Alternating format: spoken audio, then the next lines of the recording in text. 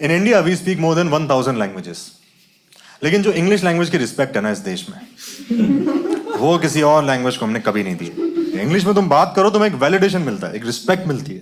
English में कुछ भी बोलो, सोसाइटी उसे एक्सेप्ट कर लेती है।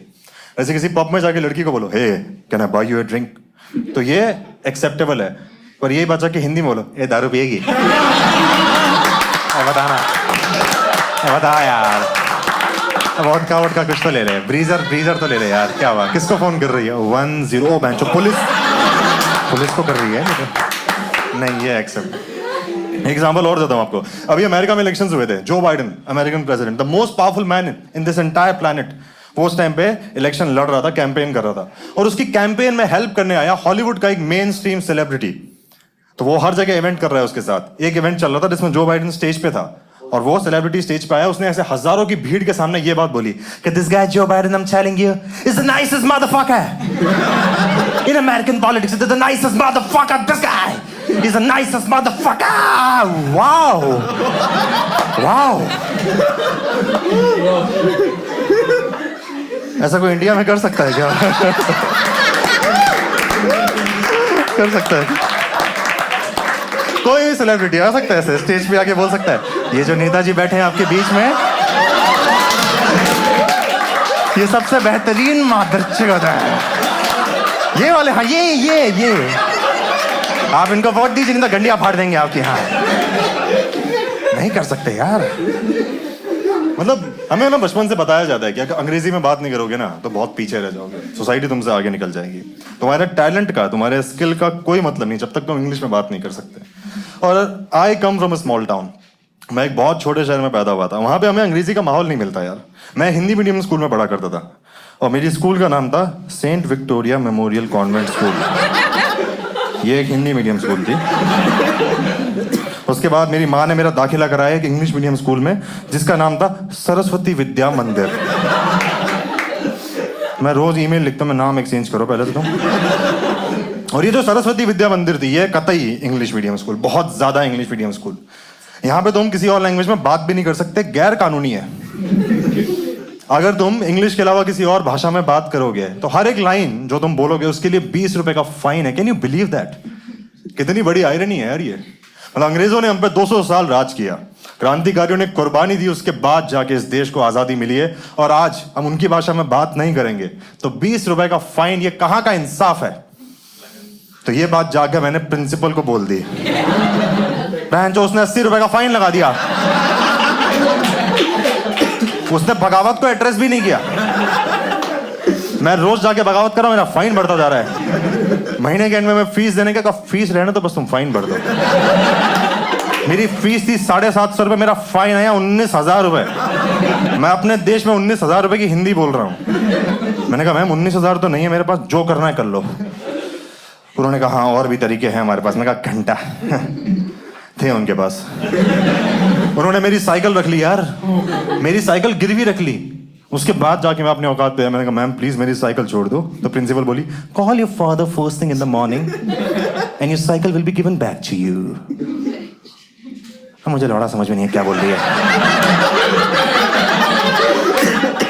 बगल में बंदा खड़ा था, मैं कहा मैम क्या बोलिए? अगले दिन बाप को बुला के लाओ, साइकिल छोड़ देंगी। थैंक यू नहीं, 20 रुपए दे। तेरे चक्कर में हिंदी मैंने बोली अभी। अगले दिन बाप को बुला के लाया, मेरा बाप ऑफिस में गया, 5 मिनट में साइकिल लेके आ गया स्टड। पर फिर बाद में पता लगा मेरे बाप का स्कूटर रख लिया उन्होंने।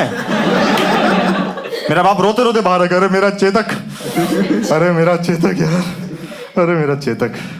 फिर पूछ रहा आप घर कैसे जाएंगे? मैं कहा वाह, आपका चेतक गया, आपको घर जाने की पड़ी। घर जाने के लिए तो साइकिल है हमारे पास।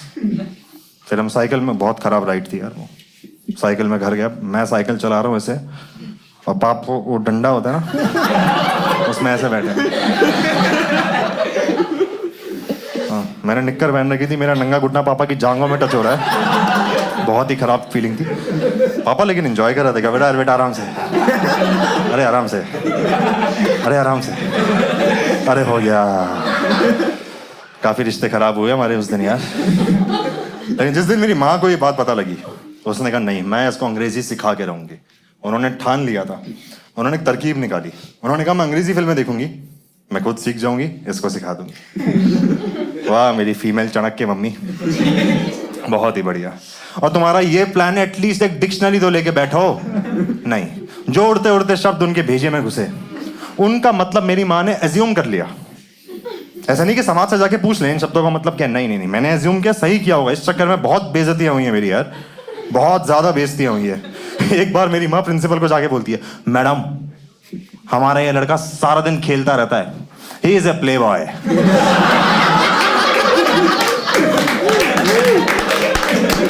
अब आप ही कुछ करिए ना इसके साथ। प्रिंसिपल कह रही अरे अब हम कहाँ हैं,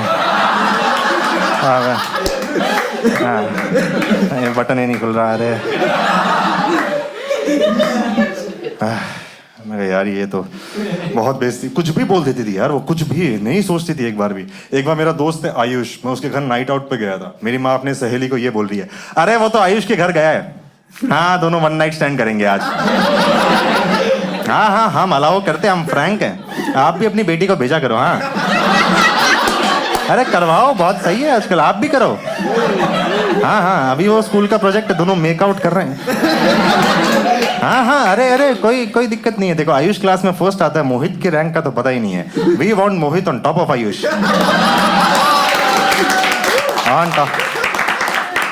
ये कम से कम ये मकड़ा तो मत बना मेरी माँ, ये कुछ कंफ्यूजन छोड़ दे उसके। ये क्या है ये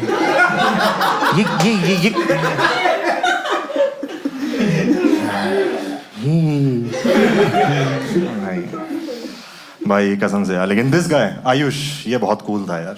इसके 10वीं में इतने बढ़िया नंबर आए, इसके बाप ने इसे हाई स्कूल की पढ़ाई करने के लिए बम्बई भेज दिया। यहाँ बम्बई इसने 11वीं और 12वीं यहाँ मुंबई से करी, और मैं वहीं सड़ता रहा यार।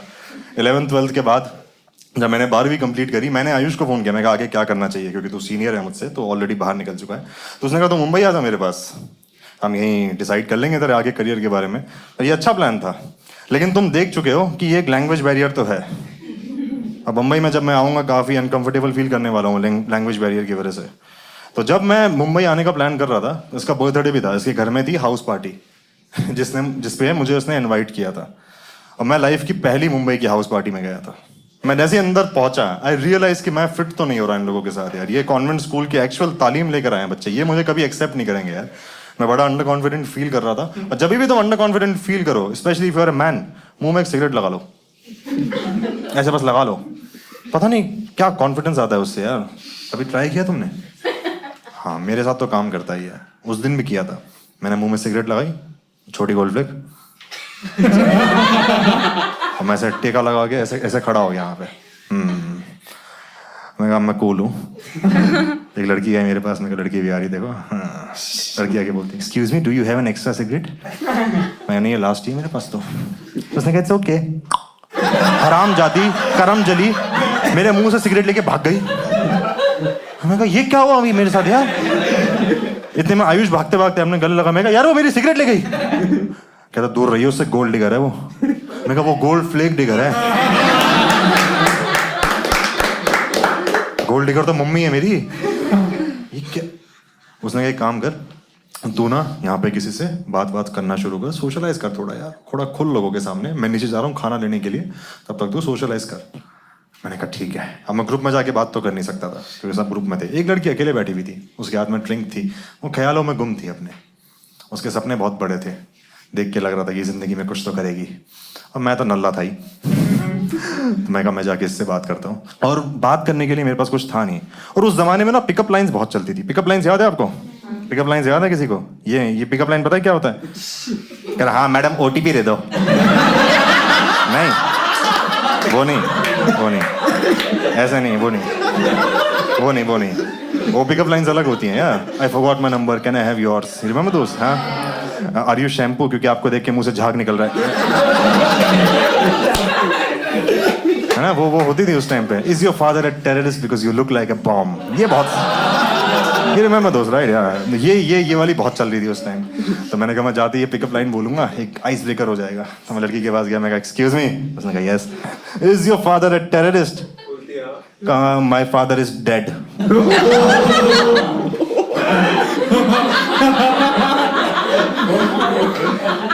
Suicide bomber.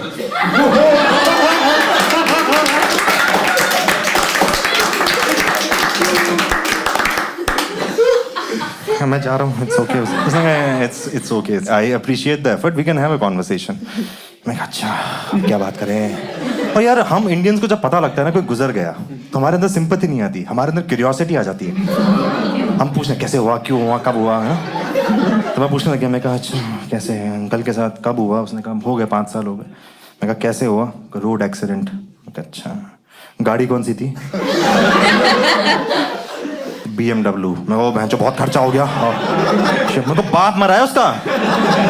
BMW में बहुत खर्चा, मैंने माथे में हाथ अब रखा है। BMW चला रहा है, मेरे बाप पे तो स्कूटर है, वो भी गिरवी रखा है। स्कूल में पढ़ा है अब तक। मैं कहा अच्छा तुम्हारी मॉम को तो अकेले सब मैनेज करने में काफी दिक्कत हुई होगी। कहते no don't worry about my mother, she is a bad ass. मैं कहा क्या, she is a bad ass. अब बैड एस का मतलब मुझे पता नहीं था। मुझे लगा इसकी मम्मी को पाइल्स हो रखी है। मैंने इलाज बताने शुरू कर दिया। मैं आंटी को बोल खोपरे का तेल लगाया ऐसे नीचे ना, हाँ एक गुठली निकल गई, अंदर को अंदर डालने को बोलो, इस सब गोल रात को खा के सोए, बड़ा एकदम पेट साफ हो जाएगा। देखो इलाज इसको होम्योपैथी में ही है, चाहे तुम मानो या नहीं, होम्योपैथी।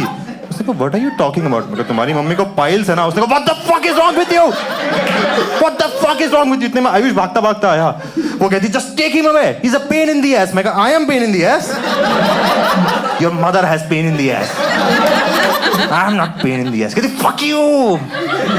मुंबई के लड़के को फक यू बहुत सही से, फक यू ऐसे पूरा एक्सप्रेशन चेंज करके। मुझे नहीं आता फक यू बोलना। मैंने एक बार एक लड़के को बोला, मैं भाई फक यू। ये रिवर्स फक यू हो गया था मेरा, ये रिवर्स फक यू। उसको सच में लगा मैं टीका लगा रहा हूँ, उसने ऐसे कर लिया कि भाई भाई चावल चावल लाया, चावल चावल तो होगा।